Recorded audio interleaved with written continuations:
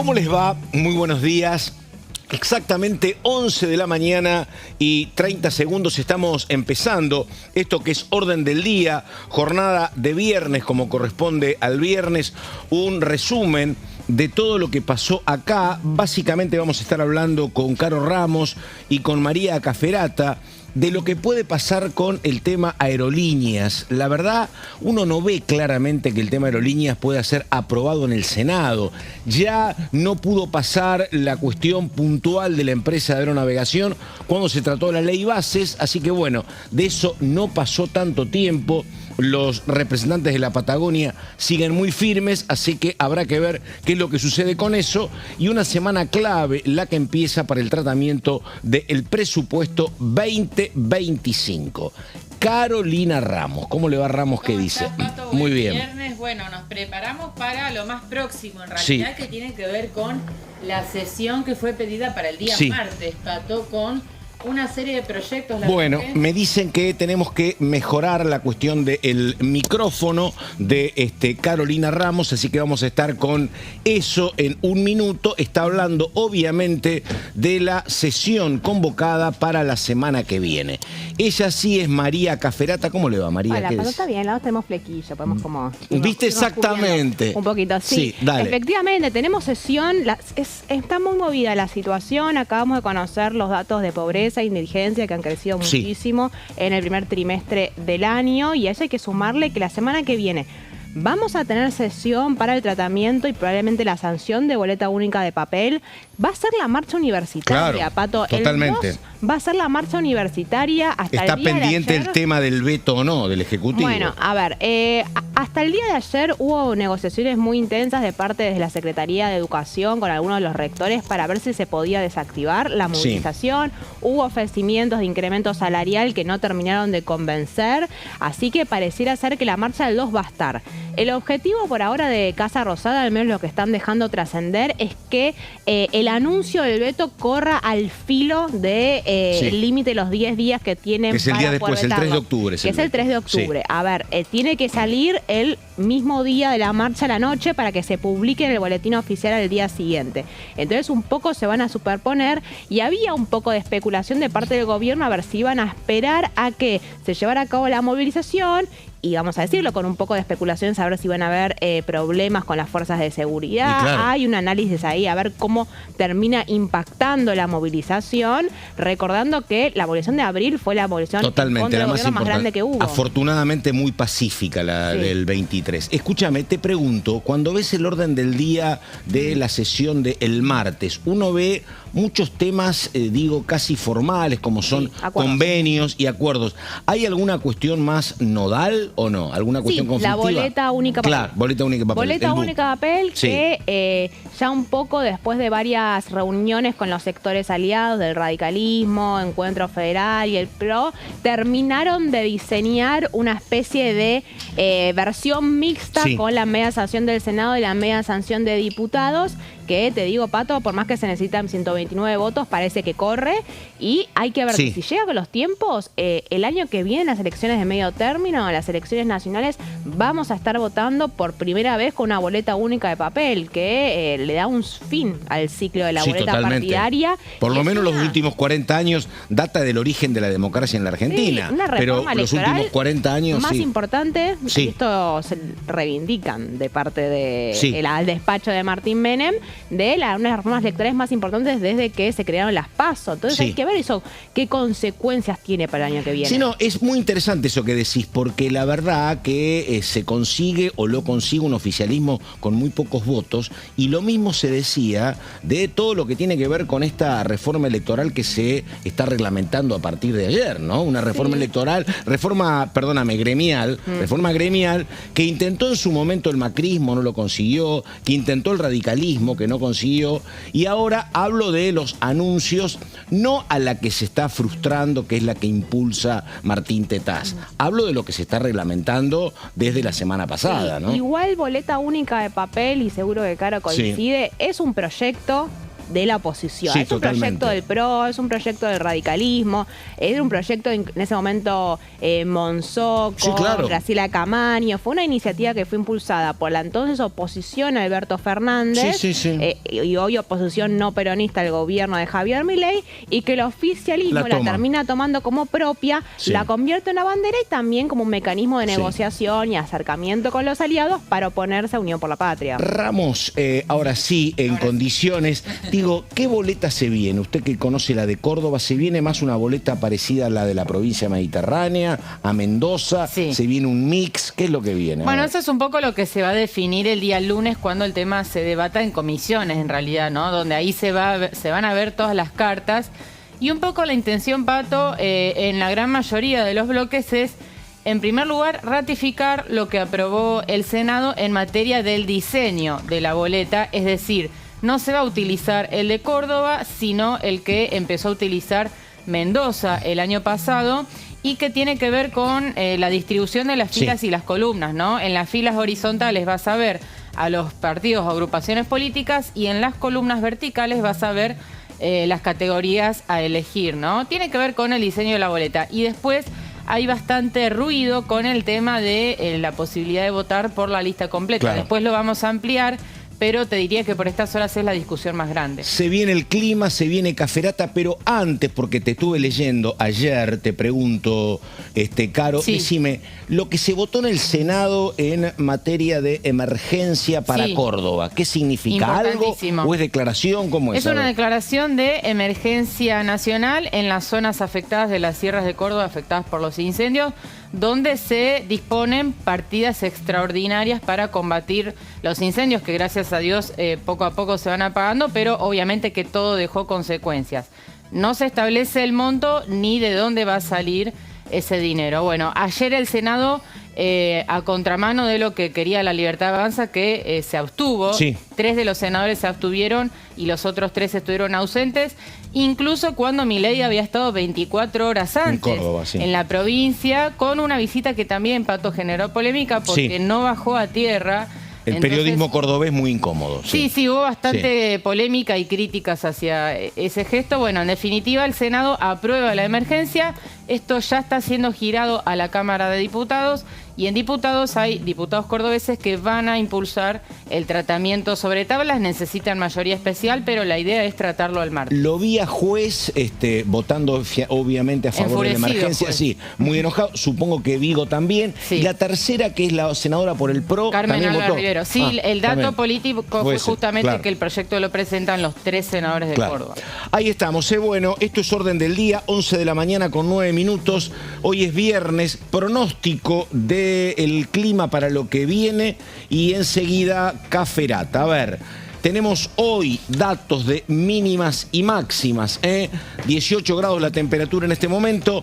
La mínima hoy 9, bastante baja. La máxima alta 21. Mañana 14, 25.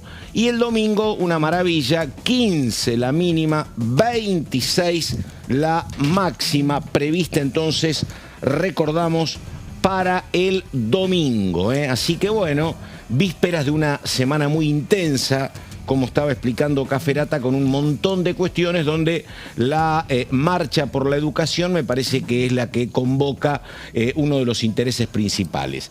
11 de la mañana, 10 minutos. María, ¿placa sobre qué, María? A ver. Vamos a la discusión en torno a la ley de financiamiento educativo, Pato. Dale. Yo acá traje algunos datitos para entender en qué contexto estamos pensando en la ley de financiamiento educativo, que se sancionó hace un par de semanas en el Senado de la Nación, con mucho acompañamiento de parte de los senadores, y que estamos desde entonces un poco a la expectativa de ver cuándo Javier Milei termina vetando la ley, ¿no? Yo ahí te ponía el último día para vetar, es el 3 de octubre, vos recién lo decías, el 3 de octubre tiene que aparecer en el boletín oficial ya Javier Milei firmando un veto total, que es lo que se estaba especulando desde Casa Rosada, a toda una ley que busca actualizar las partidas del presupuesto universitario. el día anterior va a estar la movilización en defensa de la educación pública. Sí. Es la segunda edición, si lo querés, de una movilización que ya en abril, cuando se lleva a cabo, cuando comienza la pelea con los rectores y los sindicatos docentes que empiezan a reclamar un incremento de las partidas a las universidades nacionales. Recordemos con actividades en muchas de las universidades. La UBA, por ejemplo, tuvo mecanismos de cortar la luz durante el día para dar cuenta que no se podían terminar de cubrir con los gastos de funcionamiento. Bueno, y es una movilización muy importante, con imágenes que te aparecen con Casa Rosada llena de personas, cientos de miles de personas convocaron, no solamente las universidades. Fue el primer momento en que algunos sectores del radicalismo y del peronismo terminan confluyendo, y se espera que la del próximo miércoles, que empiezan a convocar a partir de las 5 de la tarde, también vaya a ser muy impresionante. Perdóname, te pregunto, la negociación de ayer con la oferta por parte del Ministerio de Capital Humano, que fue rechazada por los docentes, digo, ¿eso qué marcó para después? ¿Hay otra reunión? ¿Puede haber una mejora por parte del gobierno? ¿Qué se sabe de eso? Las conversaciones siguen, tiene consecuencias también al interior del gobierno nacional. Hay varias críticas hacia, no tanto hacia Torrondel, sino como Sandra Petovelo está gestionando el conflicto, no tanto ahora, sino desde abril. Hay muchas voces adentro de la Libertad Avanza que dicen, y después lo vamos a revisar, esto es un 0,14% del PBI en términos de gasto. Se podría haber resuelto hace varios meses y nos ahorrábamos movilizaciones que son capitalizadas por nuestra oposición. En el medio, declaraciones que habla poco, pero cuando habló dijo esto, de Emiliano Jacobiti, que es el número 2 de la UBA, diciendo, lo conozco de hace años a Santiago Caputo y estoy hablando por este tema. Digo, en paralelo con lo que vos explicás, debe haber una negociación oficial con Torrendel, que es el secretario, y otra, me parece, entre Jacobiti con Caputo. Sí, y es curioso también porque acá intervienen algunos dirigentes del PRO, por ejemplo, Alejandro Finocchiaro, que fue ministro de Educación durante el gobierno de Mauricio Macri, y que tiene una gestión y tiene un trato con los sindicatos. Tiene mucho vínculo con el peronismo, Finocchiaro, Orígenes, dirigente, diputado nacional originario de La Matanza, ¿no? Pero a ver, y tenés a Finocchiaro y a muchos otros diputados y dirigentes del PRO que le están advirtiendo al gobierno nacional.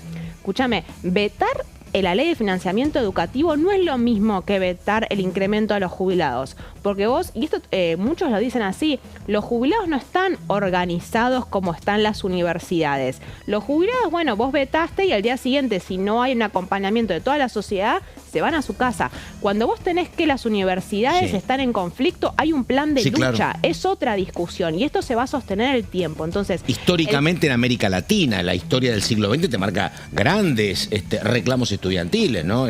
No solamente en la Argentina, México, Chile, me acuerdo, la propia Argentina también, ¿no? Y ya te dicen, los sindicatos tienen la cara pintada, están preparados para un conflicto de largo aliento, tienen la experiencia de abril con un acompañamiento muy importante de parte de la sociedad. Entonces, no es como otro tipo de reclamos sectoriales y salariales. Y bueno, la primera imagen que se va a tener, a ver de qué nivel de apoyo tienen, más allá de que las universidades movilizan, los sindicatos docentes movilizan, es bueno, cuánto nivel de acompañamiento social hay.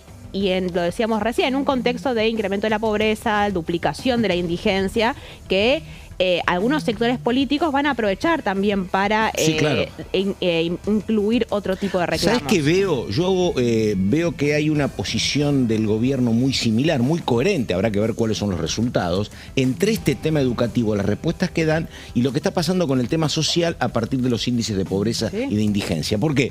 Yo le escuchaba recién a Margarita Barrientos, que te dice, che, está todo muy mal. Yo esto lo sabía porque cada vez mis colaboradores me piden más ollas porque hay más gente que va a pedir comida. O sea que la cuestión está muy mal. Ahora, vos escuchás a los principales asesores del gobierno, te dicen, es cierto, pero decime de dónde saco la plata no está, y además te dan una explicación técnica. Fue peor la pobreza en el primer trimestre, consecuencia de la devaluación de diciembre, que la del segundo trimestre. La cosa va a mejorar, pero recursos no tenemos. Y en educación te plantean lo mismo, Entiendo todo, la plata es poca, pero el efectivo no lo tengo. Sí. Es la coherencia del argumento. Habrá que ver cómo te va, ¿no? Qué sé yo, habrá elecciones, habrá respuestas, movilizaciones, pero hoy te dicen no hay recursos, ni en lo social ni en lo educativo. Y pensar que, Pato, se va a dar en paralelo una reforma en torno a la educación primaria y secundaria que quiere impulsar el gobierno.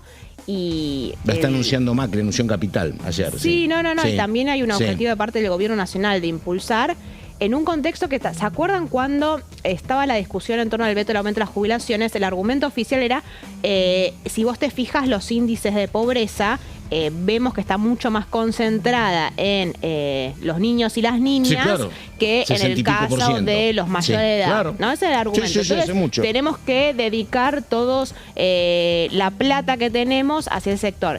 Y yo leí el otro día, dentro de este 52,9% de pobreza, de cuando vos te fijabas en la franja de los niños 66. Y las niñas, 66. Es decir, totalmente. Solo uno de cada 3 chicos no es pobre. Entonces, repercute un poco cómo se está.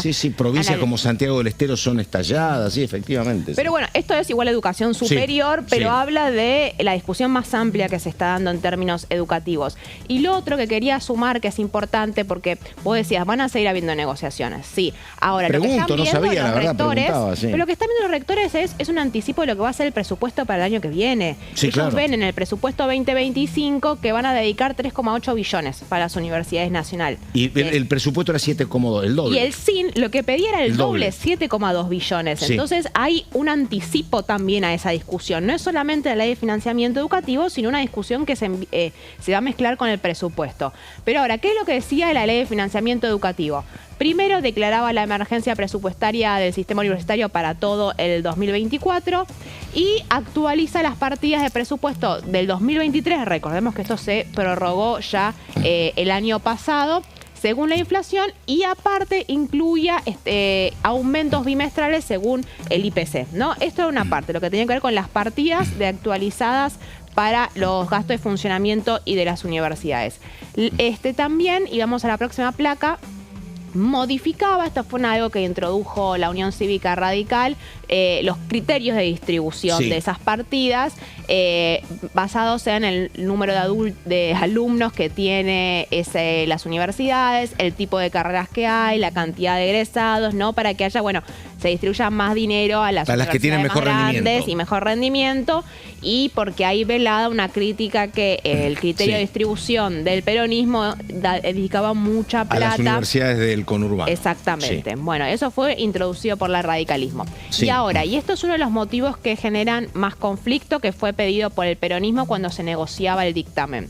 Actualiza también los salarios docentes y no docentes. Es decir, los actualiza en base a la inflación y establece que a partir de la sanción de la ley se van a establecer aumentos mensuales según el IPC.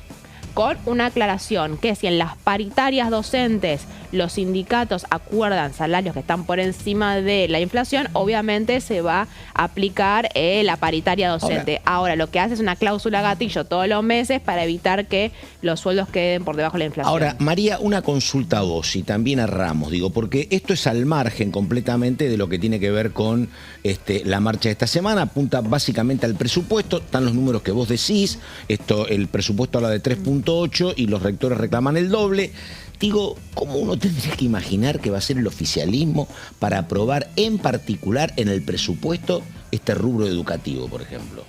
Bueno, son las conversaciones que van a venir y las porque bilaterales plata no te quieren dar y te dicen no tengo, no puedo endeudarme, no puedo emitir, equilibrio fiscal. Ahora, ¿cómo haces para saldar esto, no? Y digo, ¿qué es escenario? Porque acá lo hemos hablado, ¿no? Parecería, vos lo explicaste alguna vez bien, por qué no sería bueno para nadie tener que prorrogar el presupuesto. Una aprobación en general no se le daría a nadie. Pero y en particular con este tema, ¿cómo se hace, no? Y las discusiones del presupuesto siempre son en particular. Siempre se suele aprobar en general y después van todos los sectores de la oposición a la negociación en particular, a modificar, a eliminar y a Lo que pasa recortar. es que recién escuchaba un asesor del presidente, a Bogiano, que él decía, esto es lo que no vamos a hacer y no va a hacer el presidente. No va a negociar, decía él. Porque negociar es poner plata y plata no hay. El tema es que la posición de no negociar fue pero digo, es lo que estaba, lo venía a escuchar por eso. Claro, pero fue la misma posición que enarbolaron en la ley bases y no le funcionó. Digamos, con el correr del tiempo se dieron cuenta que el Congreso justamente es el ámbito de negociación y esa experiencia de la ley bases creo que dejó alguna lección, ¿no? Para todos. Supongo que sí. Respecto de que, bueno, algo hay que ceder, ¿no? Para lograr cualquier ley, algo siempre tenés que resignar. ¿Sí? ¿Y qué fue el asado en Olivos con los 87 diputados y diputadas que vetaron el aumento de las jubilaciones? Fue un principio de sentar las bases para un nuevo... Mayoría. No solo una nueva mayoría, sino un nuevo tipo de construcción política, que Javier Milei se haya encargado de convocarlos, porque fue una idea suya, más allá del discurso, más allá de la discusión que hubo alrededor de lo que parecía una celebración en un contexto de un veto a un aumento de las jubilaciones, Javier Milei encargándose de decir, bueno, tenemos que empezar a ampliar quiénes somos, no somos solamente los 40 diputados libertarios, y empezar a construir pensando a futuro. Y eso es Javier Milei entendiendo que hay que, para muchas cuestiones, negociar. Entonces ahí, y eso te lo dicen los aliados que están más o menos satisfechos, porque ven de parte del oficialismo, más allá de las posturas duras. Te dicen los aliados, más allá de las posturas duras que tienen algunos sectores del oficialismo, que también sirven para negociar. Todos se ponen como nosotros no vamos a corrernos medio centímetro, también para sentarte en la mesa de negociación con más fuerza. Pero te dicen, los vemos más interesados en ampliar, en dar, como que es otra dinámica que se está viendo. Y perdón, que estoy muy preguntón, pero digo, en el tema, en el tema aerolíneas, ¿no? En el tema aerolíneas, porque, ¿cuál es la estrategia ahí? Porque digo, vos contabas lo de la ley base, justamente porque tuvieron que negociar, tuvieron que sacar aerolíneas. Digo, ahora, están motivados por los reclamos de los trabajadores, de los pilotos, o van detrás de una idea de Lombardi que dice quiero privatizar aerolíneas, porque digo, ¿cuál es el camino para evitar volver a chocar contra los senadores? Si vos hace 2 meses los senadores dijeron no, aerolíneas no, ¿qué puede haber pasado para que ahora te digan que sí? Bueno, si no tenés esa estrategia, digo, ¿para qué vas a discutir aerolíneas, no? Bueno, en el debate, y para cerrar el paréntesis de aerolínea, José Rolandi, el vicejefe de gabinete, lo dijo claramente. El momento es ahora, porque el contexto nos motiva a hacer esto justamente por el reclamo gremial que no existía cuando se trató la ley bases, ¿no? El contexto es otro y el gobierno se vale de este reclamo para impulsar la privatización, exactamente. Si querés después para terminar el capítulo. Yo creo que el gobierno gana tanto privatizando aerolíneas como no privatizando aerolíneas. Como el objetivo es otro y se logra privatizar aerolíneas, es un triunfo político, pero no está tan claro. Instalar el debate, decir que es ganancia. El debate y de vuelta es unirse con un sector de la oposición para depositar las culpas en los sindicatos, en el peronismo, en un anticipo de cómo va a ser la dinámica electoral del año que viene. Me parece que ahí el objetivo político es otro. No digo que no quieran privatizar aerolíneas, pero digo que mientras... Ahí lubrico la alianza. Exacto. Entonces, el costo fiscal, te decía Pato, 738.595 millones, 0,14 del PBI. Y vos ahí tenés el motivo por el cual no es la discusión tampoco de jubilaciones. No solamente por el costo social, no es el mismo, sino porque el costo fiscal tampoco. Y vos tenés algunos sectores del PRO, que son tus aliados más importantes, que no están del todo seguros si quieren... jugarse a acompañar el veto solamente por un alfiler, te dicen algunos. Entonces, por eso digo, cuando llegue el veto hay que ver cómo están los números para la insistencia de la ley. ¿Por qué te digo? Porque la votación en diputados en el caso de la ley de financiamiento universitario fue muy distinta a la que fue en el caso de las jubilaciones. Las jubilaciones vos tuviste, creo que fueron 162 o 160 votos en diputados a favor de la ley y que después cuando se llega a la insistencia, bueno, terminan siendo muchos menos, ¿no es cierto? No consiguen los 2 tercios cuando se sanciona la ley, pero no consiguen los 2 tercios cuando se insiste en la ley. Acá tenés un escenario distinto. Vos tenés que cuando se votó en diputados, hubo solo 143 votos a favor, porque hubo un montón de ausencias que después la vamos a... Creo que fueron 35. Sí, 35. Que terminaron generando una puerta abierta y no sabes 35, lo que terminan queriendo. Los votos que estuvieron a favor fue Unión por la Patria, que tuvo muchas ausencias, la Unión Cívica Radical, Encuentro Federal, Innovación Federal y la Coalición Cívica. Innovación Federal es interesante. Sí. Innovación Federal. Son te rionegrinos dice- y misioneros, ¿no? sí, que hasta Y ahora. salteños. Y salteños que vienen jugando con el gobierno nacional casi de manera muy fiel. Se ausentaron y se abstuvieron en la votación, en la insistencia de la ley de jubilaciones. Acá en financiamiento educativo lo acompañaron y cuando vos hablas con ellos te dicen, nosotros tuvimos que en muchos casos hacernos cargo dentro de los gobiernos provinciales de la plata que dejó de venir de Nación, como pasó con un montón de cosas. Entonces hay que prestar atención a ver en este caso qué es lo que terminan haciendo. Hubo 77 en contra, tenés el PRO, la Libertad Avanza con Satélites, el MID y Independencia. Con algunas ausencias en el caso de Independencia. Y tuviste una sola abstención de Lisandro Nieri de la Unión Cívica Radical Mendocino. Vamos a los ausentes. Ahora sí, porque acá se define un poco el juego de la insistencia o no de la ley. Nosotros ya estamos hablando como que hay un veto, pero porque es muy... o sea, ya está decidida, está tomada la decisión, solamente la duda es el cuándo sale el veto de la ley. Vos ahí tenés 4 ausencias de la Unión Cívica Radical. Campero y Picat, que forman parte del grupo de los 5 diputados de la Unión Cívica Radical que votaron con el gobierno nacional y se sacaron la foto y que tienen vía libre para acompañar al gobierno porque ellos ya habían decidido ausentarse, anticipándose un poco a esta situación. Está Cipollini también y Polini. Mira. Tenés, no me había percatado, otros dirigentes radicales. Tenés 4 del PRO, ahí tenés algunos como Álvaro González, que en el caso de... La retista y que terminó votando con el resto de la oposición en el caso de jubilaciones. Hay que ver cómo juega ahora. Tenés 5 de Encuentro Federal. Hubo muchas ausencias también porque la votación fue de madrugada, muchos no estaban. Encuentro Federal había algunas ausencias como Miguel Ángel Pichetto, quiero decirte, ¿no? Que no necesariamente están en contra de la insistencia de la ley. 2 de los sanjuaninos de Producción en Trabajo, 3 de la Coalición Cívica y 15 de Unión por la Patria. Mirá vos, ¿por qué tanto, che? Yo creo que la madrugada jugó. Fue la madrugada, porque vos ahí tenés algunas figuras como Carolina Gailiar, muchas diputadas y diputados de la Cámpora, son sectores que están claramente alineados con la idea de aprobar la ley, que terminaron ausentándose porque fue una votación larguísima y de madrugada y que hay que contarlos como que van a estar para la votación. Así que este es el escenario y la expectativa un poco de si el 3 de octubre finalmente se publica el veto presidencial a la ley de financiamiento universitario. Vamos a la pausa. Yo entiendo todo lo que decís, Caferata, la verdad. Los universitarios se movilizan mucho más que los jubilados. Entiendo que no quieren tener este problema por un alfiler. Entiendo que es menos plata. Pero desde la otra lógica, digo, vos vas a vetar un incremento a los jubilados y no se lo vas a vetar a los estudiantes. Vas a vetar la mejora de los más frágiles y no vetarla de los estudiantes. Desde esa lógica me resulta raro. Pero bueno, ahí estamos. Veremos. 11 de la mañana con 27 minutos. Ya venimos.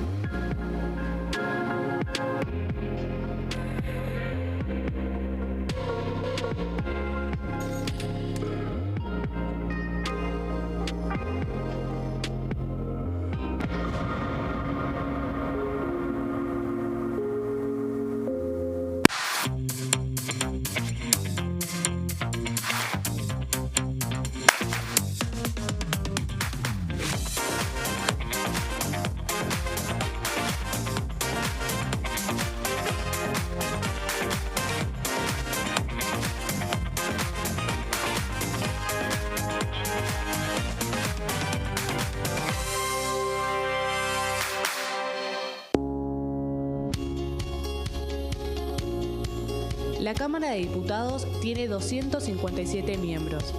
Los diputados debaten y sancionan leyes que rigen en todo el territorio nacional. Algunas de las más importantes son el presupuesto de gastos generales del Estado, el Código Civil, el Código Penal, la forma en que se rige el trabajo, las jubilaciones, entre tantas otras. Además, controla y hace un seguimiento de las políticas del Poder Ejecutivo a través de la visita de diferentes funcionarios o el pedido de informes, así como la posibilidad de realizar juicios políticos a los funcionarios. La duración de los mandatos de los diputados es de 4 años y pueden ser reelegidos indefinidamente. Desde el momento en que asumen y hasta el final de su mandato, no pueden ser acusados, interrogados judicialmente ni molestados por las opiniones o discursos que imitan desempeñando su mandato. Son requisitos para ser diputado tener al menos 25 años, 4 años de ciudadanía argentina y haber nacido en la provincia por la que se postula o haber residido en ella los 2 años precedentes. Se agrupan en bloques que expresan partidos políticos o afinidad ideológica. Existen también los monobloques integrados por un solo diputado.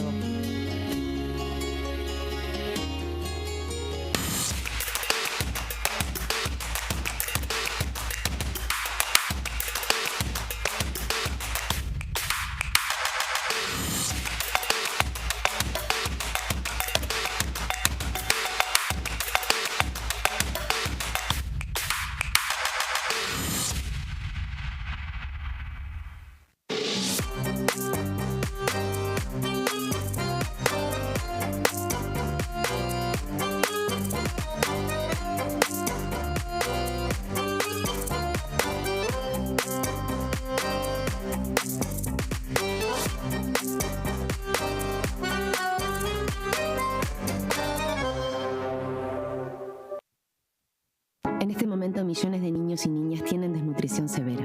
Algunos están tan débiles que apenas pueden pararse. Pero con tu ayuda podemos salvar a los niños. Este alimento terapéutico listo para usar está lleno de vitaminas y nutrientes esenciales que ayudan a los niños y a las niñas a recuperarse de la desnutrición. Gracias a personas como vos, ayudamos a salvar a millones de niños cada año. Da un simple paso. Dona ahora y ayúdanos a seguir salvando vidas. ¿Qué diferencia hay entre la Cámara de Diputados y la Cámara de Senadores? La Cámara de Diputados representa al pueblo de la nación argentina. Esto significa que las provincias más grandes y con mayor cantidad de habitantes tienen muchos más diputados que las provincias más pequeñas.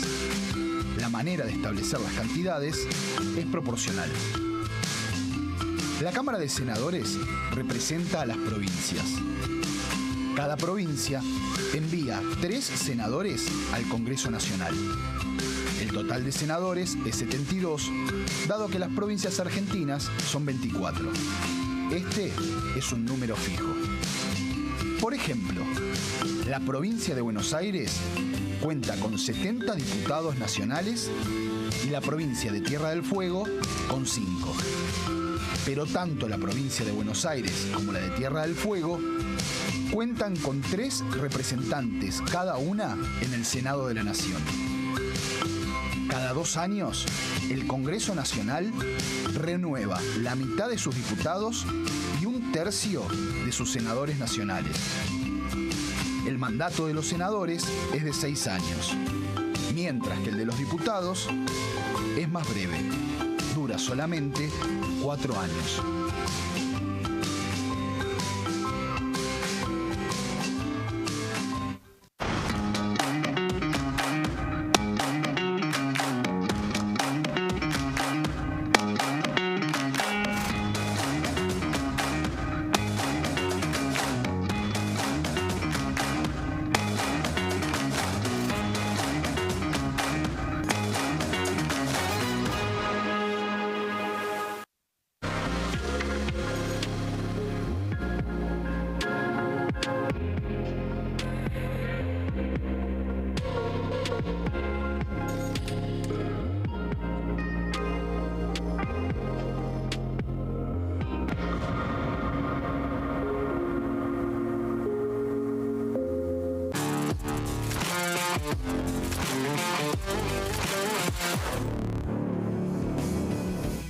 Bueno, en orden del día, a las 11 de la mañana y 34 minutos, un diputado de Unión por la Patria, el diputado Ramiro Gutiérrez, abogado egresado de la UBA, estábamos preguntando para entrar en clima.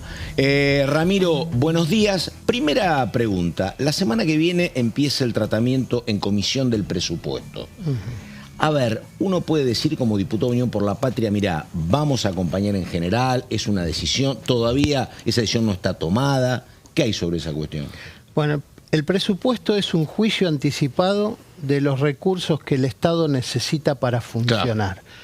Ese cálculo lo hace el Poder Ejecutivo, mira sus ministerios, sus demandas, sus relaciones con las provincias, lo que tiene que comprar, los sueldos que tiene que pagar y nos envía acá ese presupuesto, el cual también viene atado a pasivos de deuda por compromisos anteriores que tiene que ir cumpliendo. Nosotros ya tuvimos una reunión de bloque por áreas. Cada presidente de comisión expuso su mirada sobre el presupuesto. No es un presupuesto de crecimiento y de desarrollo. No es un presupuesto que vaya a tratar de poner algún paño recomponedor en el ámbito previsional, jubilatorio. No es un buen presupuesto para la educación. Y tenemos hoy un fuerte desgaste inflacionario y también el Estado ha quitado un montón de auxilios que la ciudadanía tenía para desenvolverse, para viajar, para trabajar. Son los subsidios. Son los subsidios. Claro. Entonces estamos con un presupuesto que es muy ajustado, de una visión de un presidente que entiende que al Estado hay que achicarlo y no se compatibiliza con el modelo que nosotros hemos sostenido, donde el presupuesto tiene que dar ayudas y alivios. Sí, Ramiro, yo te quería preguntar por uno de los temas de la sesión del próximo martes, que es la ley antimafias, o así al menos lo denominó la ministra Patricia Bullrich, que impulsa esta ley, que fue presentada en el marco de la escalada de narcotráfico en Rosario y que busca atacar al crimen organizado. ¿Cuál es la posición del bloque respecto de este proyecto? Creo que lo contestaste vos en tu pregunta, cuando dijiste la ley denominada antimafia. Sí. Es una denominación. El Código Penal, donde están reguladas las conductas prohibidas y que causan daño a la sociedad, tiene un artículo, el 77, donde se define qué es cada cosa. Primero, la ley no trae una definición de mafias, entonces ya no arrancamos muy bien. Para el combate de las mafias hay un modelo que es el modelo italiano. El modelo italiano parte de quitarle el dinero a las mafias. Solamente traía 2 artículos de decomiso que la verdad eran muy malos y creo que los han retirado. Es decir, no es una buena ley, es más una ley de pandillaje para controlar áreas donde puede haber algún calentamiento producto del delito o de alguna otra variable social. Pero claramente no es una ley antimafia y Rosario ha sido tratado con otros remedios y está bajando la fiebre. Bien. Y vos lo decís, ¿qué tal, Ramiro? Una ley para contra el pandillaje. ¿Y crees que podría ser efectiva en esos casos? ¿O me suena muy a Guatemala, las malas. Claro. ¿A eso se refiere en pandillaje? Sí, es para desarticular subculturas. Personas que tienen otros valores, que pueden hacerlo del plano de lo delictual, se pueden agremiar, asociar más de 3 personas que salen a cometer delitos, o también lo puede hacer aquel que se desvía de la pauta social imperante, y eso es muy complicado. Entonces está una ley que establece zonas donde puede haber... ¿Zonas geográficas? Zonas geográficas. Entonces ahí puede haber un ataque muy directo de todos los organismos del Estado en esa zona, pero no está muy bien definido para qué. Entonces, si nosotros tenemos una buena definición para qué, yo no tengo dificultades con eso porque soy autor de ese tipo de leyes. Claro, y otra, perdón la interrupción, otra de las cosas que hace es aplicar las mismas penas para toda la organización, ¿no? Bueno, a pesar de que uno solo haya cometido el delito. Qué buena pregunta. Eso es algo que se importó. Vos no podés traer cosas que en otro lado por ahí funcionan, como la ley Rico. Decís, uno solo que esté cerca de la organización ya es miembro de la organización y se lo castiga como miembro a la Sí. organización. Sí, el chofer también va Claro. dentro. Nuestro Sí. derecho no Una sola funciona así. responsabilidad, claro. Nosotros tenemos autor, coautor, partícipe primario, partícipe secundario, instigador. Para cada quien la ley tiene responsabilidades, roles. Tenemos años que los tribunales han trabajado para determinar esas categorías. Esta ley rompe todo eso, estandariza todo, es muy mala. Y yendo en línea con esto de buscar respuestas al crimen organizado, te llevo en este caso a actos de terrorismo, se está dando en paralelo una discusión sobre la posibilidad de que las Fuerzas Armadas intervengan en casos de seguridad interior. Bueno, el debate sigue en términos de informativas. Quería preguntarte tu opinión al respecto. Mira, el presidente de la Comisión de Defensa, López Murphy, viene haciendo una enorme tarea en este tema que es muy complejo. Nosotros tenemos un pacto postdemocrático donde se tomó una decisión. Inteligencia, defensa y seguridad tenían que ser una ley que tuviera amplísimo consenso, o leyes que tengan amplio consenso del Congreso de la Nación Argentina. Se logró. Muy bien, son leyes que ahora tienen 30 años de antigüedad. Retoques tienen que tener. Hay dos criterios. Algunos países, yo he estado en esos países como México, decidieron volcar a las Fuerzas Armadas a la seguridad interior. Vos podés ir por la calle y vas a ver un retén y te va a parar un militar. ¿En México? Sí, en México te va a parar un marino, por ejemplo, un hombre de la Marina, con un arma larga, un fusil, que tiene una capacidad de disparar 50 rondas de municiones para que llegue en 1500 metros de distancia, te va a parar en la calle y va a hacer un procedimiento. México tuvo que rever parte de esos despliegues territoriales porque no estaría funcionando. En el sexenio de Calderón murieron 150.000 personas producto de estos choques directos o indirectos de poner fuerzas armadas en el control de la seguridad interna. Todas las expresiones que hemos escuchado hasta ahora, incluso del exministro Jaunarena, no están a favor. Es un tema que hay que ir estudiándolo, hay que ir mirándolo, porque hay ribetes de ese tema. Por ejemplo, el quinto dominio, el ciberdelito, el que nos ataca de diferentes lugares, no lo podemos ver. Ahí tal vez podamos tener una acción conjunta, que yo he presentado una ley de ciberprotecciones, para que ciberseguridad y ciberdefensa trabajen juntas en una estructura edilicia y después, detectada cuál es la vulnerabilidad o el ataque, se derive o al módulo de defensa o al módulo de seguridad. Vos decías que defensa, seguridad e inteligencia tienen que ser leyes que se hagan con amplio consenso.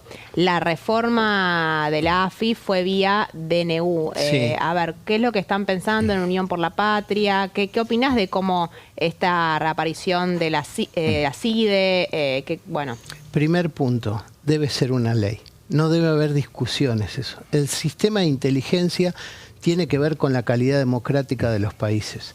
Todos los países que hemos tenido un pasado dificultoso, donde nos espiaron y producto de que alguien te señalara y te anotaba, vos te morías o moría un amigo tuyo, tuvieron mejor calidad democrática cuando regularon por ley las intervenciones de los servicios de inteligencia. Nosotros tenemos inteligencia nacional, significa que hay una estructura del Estado que detecta riesgos y amenazas contra el Estado nacional. Tenemos inteligencia estratégica militar, hay alguien de las Fuerzas Armadas, de nuestro instrumento militar, que detecta las debilidades de nuestros posibles adversarios y también busca fortalecernos. Tenemos tenemos inteligencia criminal, ver cómo funcionan las organizaciones criminales que hay en la Triple Frontera, Comando Bermelo, Capital, quién roba niños, todo eso es inteligencia criminal. Entonces, y contrainteligencia, quién nos espía. Todo eso debe regularse por ley, son materias muy sensibles, pero además son anticipatorias, son las que nos salvan cuando viene la tormenta porque brindan información que extraen del campo, la analizan y le dicen al decisor, presidente, ministro, cuidado con esto que se está acercando, hay que frenarlo antes. Ramiro, interesantísimo, pero una pregunta más rupestre, ¿no? A ver. ¿Cómo han sostenido una unidad que parecía compleja, los 99 del bloque, se fueron los tucumanos, pero ¿cómo se sostiene esto cuando hoy el peronismo todavía parece atomizado? Y la pregunta es, ¿a dónde vos creés que va a ir este peronismo de 99 diputados, con Sergio Massa con sus diputados, con Cristina Fernández, con la Cámpora, con los gobernadores? ¿Cómo se amalgama eso? ¿Y hay una posibilidad de conseguir un discurso único o no? Con mucho diálogo. Presidente del bloque, Germán Martínez, tiene mucho oficio. Sí. Cada cual pone, y con a veces libertad de criterio y de pensamiento. No hemos tenido siempre todas las mismas votaciones. Sucede en una familia, sucede en esta mesa, nosotros 4 en temas no estaremos de acuerdo.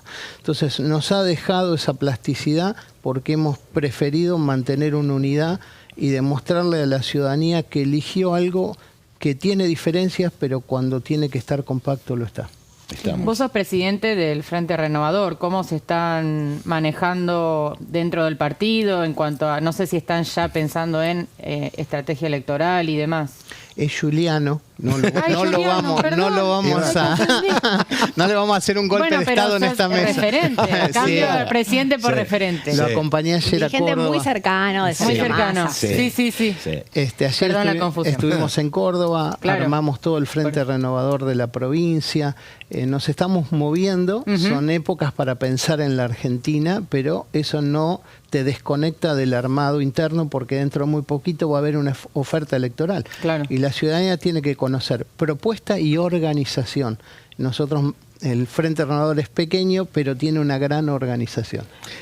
Pregunta sobre el presupuesto, digo. ¿Uno puede decir que ustedes van a acompañar el presupuesto en general? Yo creo que no vamos a acompañar el presupuesto en general porque no es un presupuesto que hoy esté enfocado a solucionar o atender o ni siquiera aliviar cuestiones que para nosotros son muy sensibles. El gasto previsional, lo que está propuesto como gasto previsional es muy bajo, la educación es muy bajo. No sé dónde va a sacar el presidente con este presupuesto los compromisos de deuda. Nos está mandando por DNI a desarmar el Estado y a poder endeudarse por DNI, por DNU.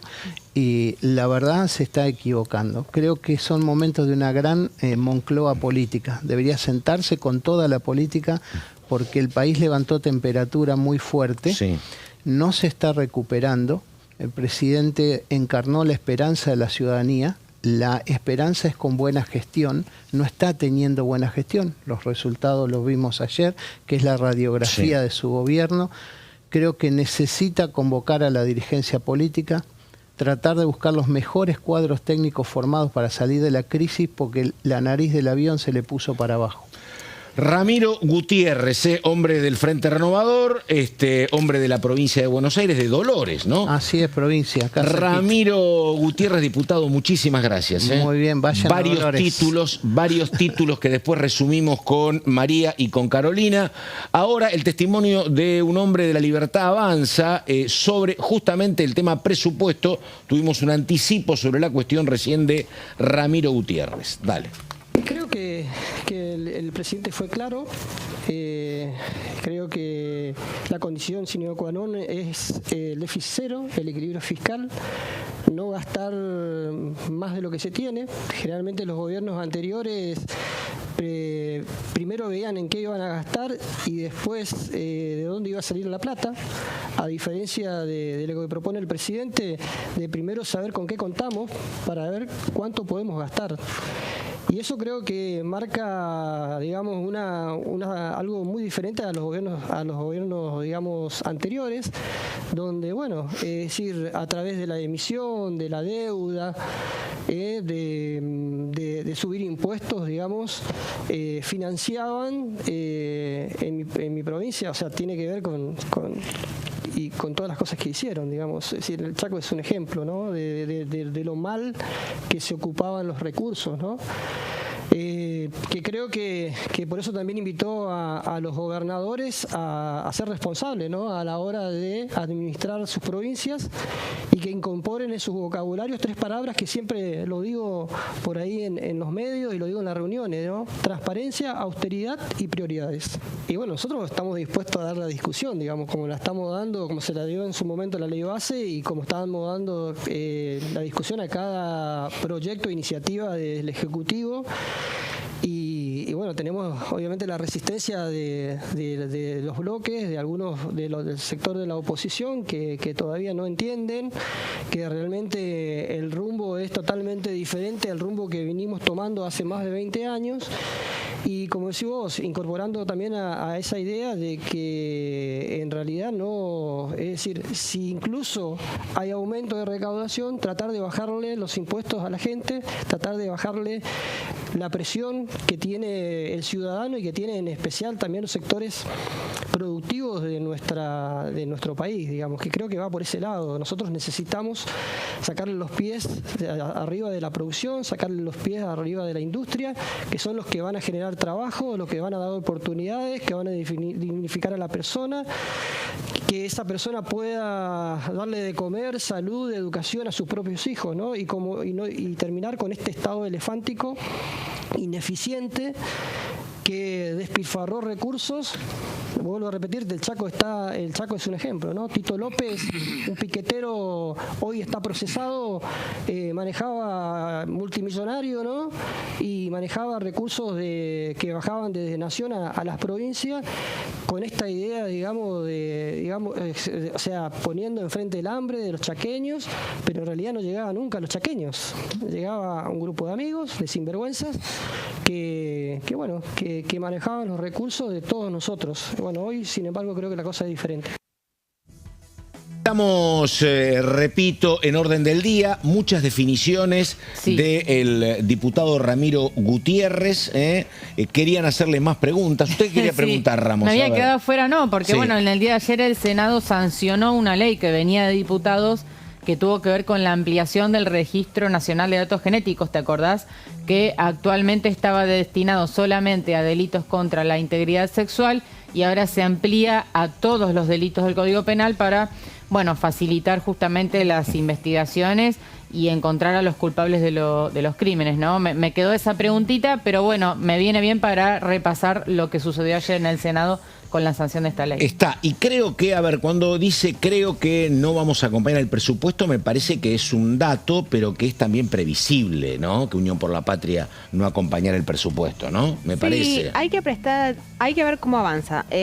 ¿Acordás, Pato? La semana pasada, o fue el lunes, no me acuerdo, entrevistamos a Roberto Mirabella y le preguntamos cuál iba a ser la postura, y él había dicho, otro diputado de Unión por la Patria, bueno, vamos a ver lo que hay para la provincia, ¿no? Claro. Sabemos que estos temas siempre son un poco las provincias para sí, por más que sean oposición dentro de los propios gobiernos provinciales, y lo decía también Ramiro Gutiérrez, hemos votado distinto. En otras ocasiones podría no ser la excepción. O te voto en contra en general y te voto a favor algún artículo. Falta un buen trecho, me parece, todavía para ver cómo terminan de acomodarse. Estamos en la instancia en la cual los bloques están juntando los reclamos de los gobernadores y empiezan a decir, bueno, nosotros queremos esto y queremos modificar esto, y arranca la danza de la negociación.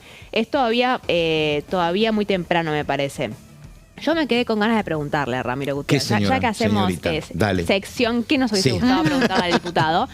Del DNU 846, que no lo conversamos todavía, hubo una conferencia de prensa hace un par de días de Unión por la Patria respecto a este DNU que salió, que te permite refinanciar la deuda, ¿no es cierto? Sin necesidad necesariamente de pasar por el Congreso, sin que sean en mejores condiciones, que era una obligación que antes tenía, ya fuera en monto, en condiciones. Tenías que mejorar, podías negociar otra vez siempre y cuando mejoraras tiempos, montos y alguna otra cosa. Tenía que haber una mejora en alguno de esos tres. Al menos uno. Bueno, eso se termina eliminando, y Unión por la Patria hace una conferencia de prensa en la cual hace una advertencia para los mercados y todos los acreedores externos, diciendo que si esto se refinancia a través de este mecanismo, ellos no lo van a reconocer. Exactamente. Entonces, frente a un futuro, en un posible cambio de gobierno, bueno, es una advertencia a ver cómo se toma, y también para traerlo porque están habiendo conversaciones por la posibilidad de rechazar este decreto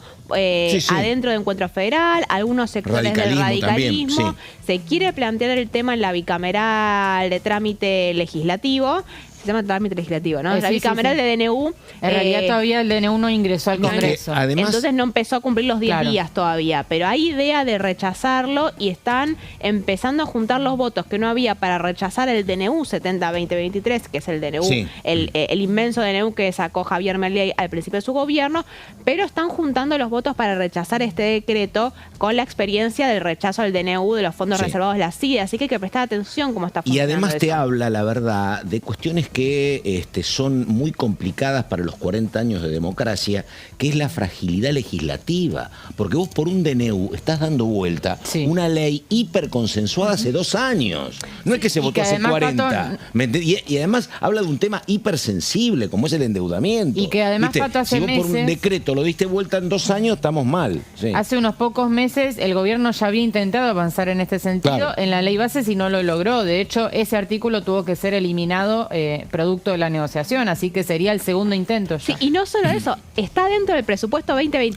Claro. No, ni siquiera esperaron a que se debatiera y le dijeran no queremos este artículo para presentarlo vía DNU. Se anticiparon a ese rechazo que también cayó muy mal adentro de algunos de los sectores Es aliados. como digo, yo no sé la verdad si aerolínea tiene que ser privada o estatal, pero este modelo argentino cambiamos cada 5 años, porque esto estamos de tiempos de Terraño discutiendo. Terraño se la quería vender a los suecos, después la privatizamos, después la estatizamos, ahora otra vez vamos por la privatización. Lo que vos ves en cualquier país es que a veces se cambia, o estatizás o privatizás, pero no cada 5 años. Sí, ahí Sí. vamos a ver, tuvimos la presencia de funcionarios nacionales hace un par de días. Sí. La semana que viene se espera que vayan los sindicatos.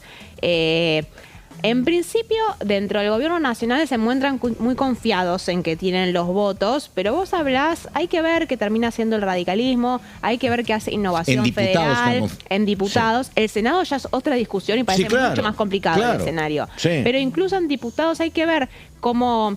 Hay muchos diputados que te dicen, Pato, mira, yo si vuelvo a privatizar no me puedo volver a subir una Claro, aerolíneas. claro. Eso pesa mucho para muchos diputados del interior que te dicen, yo hablaba con un dirigente misionero que decía que después de la estatización pasó de tener 12 a 44 vuelos semanales a su provincia. Y dice, si yo no quiero volver No, a no. tener solo 12, ¿qué garantía me van a dar que esos vuelos se van a sostener? Fue Carolina Ramos la que habló de la mirada porteñocéntrica, ¿no? Sí, porque era los proyectos- obviamente era Hernán Lombardi y algún otro diputado Juan Manuel de capital. López, los dos de Ciudad de Buenos exacto. Aires. No, en la Patagonia es un tema tremendo, pero digo, yo soy de Santa Fe, que está a 500 kilómetros, no se ve la interna sobre en algún momento si los aviones tenían que ir a Paraná o a Santa Fe. Dice, hay poco vuelo, vaya a un lugar. Bueno, no es lo mismo, tenés que hacerte 60 kilómetros. Sí, pero en cualquier ciudad del interior es una cuestión muy distinta, ¿sí? Esteban Paulón hizo Claro, el ¿qué discurso. decía? Claro. Tenemos 3 vuelos que van a Santa Fe, a Rosario, a Paraná y a Santa Fe. Claro. En este caso vamos a terminando solo uno. Bueno, si yo quiero venir, puedo hacer escala en Buenos Aires, me voy a Panamá, me compro un Paraná. celular Ah, Panamá. y después me vuelvo a Santa Claro, Fe. claro, sí, es así, exactamente. Bueno, nos tenemos que ir, nos están corriendo los compañeros y las compañeras del próximo programa. María Caferata, muchísimas gracias. Buen fin de semana. Igualmente. Carolina Ramos, Buen fin de no se va tarde. de vacaciones todavía. Todavía no. Bueno, muy bien. Hasta aquí llegamos, nada más. Muchas gracias, buenos días.